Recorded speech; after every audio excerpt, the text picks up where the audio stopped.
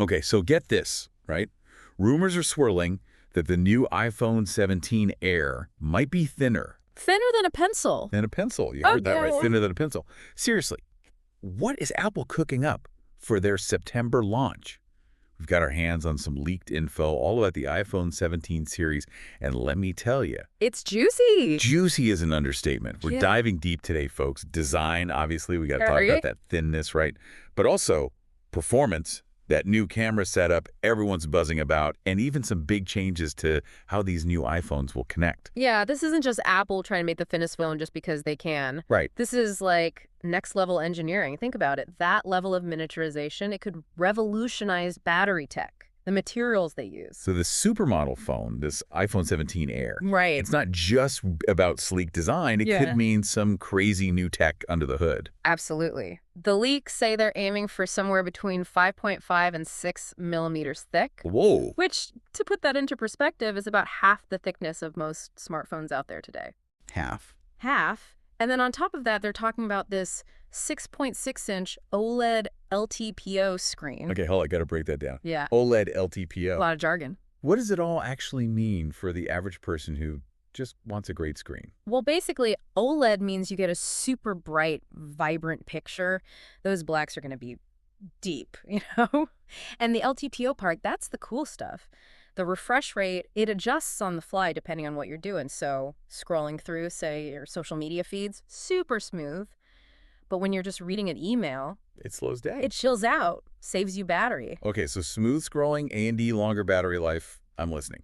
But I got to ask, a phone that thin? Yeah. Does that mean they had to cut corners on the internals? No way, no way. All signs point to them using the new A19 chip. This thing is built on a 3-nanometer process. We're talking a whole other league here. Okay, I remember when we were all excited about going from 5 nanometers to 4. Explain it to me like I'm 5. What's the big deal with making these chips even smaller? Imagine this. The smaller you can make that process, right, the more transistors you can cram onto that chip. It's like, moving from a tiny studio apartment Right. to a massive mansion.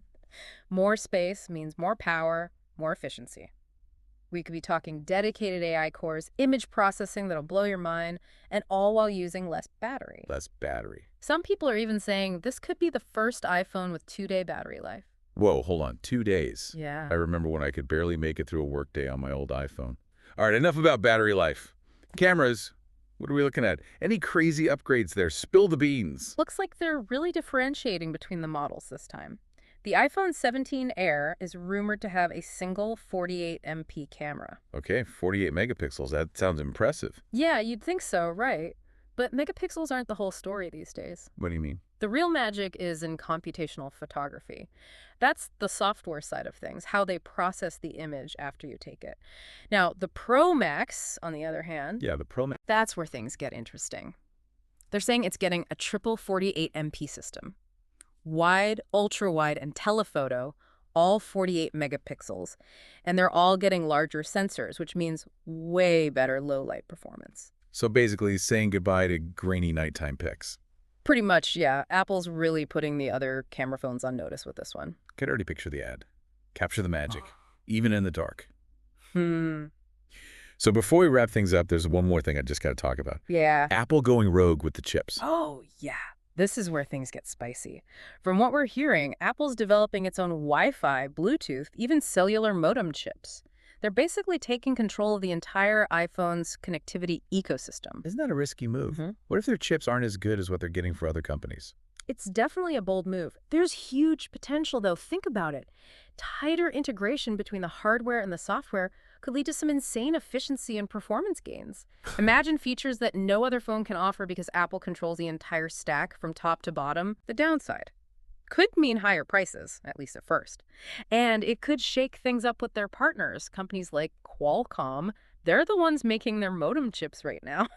That sounds like a real power play. Ah. So, to recap, we've got a phone thinner than a pencil, maybe even 2-day battery life, a serious camera upgrade, and Apple's basically saying, we got this, we can do it all ourselves. But let's be real, all this innovation, it's got to cost a pretty penny, right? The rumor mill is saying the iPhone 17 Air might be priced closer to the Pro models this time around. All those advancements, they got to recoup the cost somehow. So the real question is, would you be willing to shell out the big bucks for a phone that's pushing the boundaries of what's even possible? That's the million-dollar question, isn't it? I guess it comes down to each person and what they value. For sure. I mean, we went from supermodel thin to a potential connectivity revolution in like, what, 5 minutes?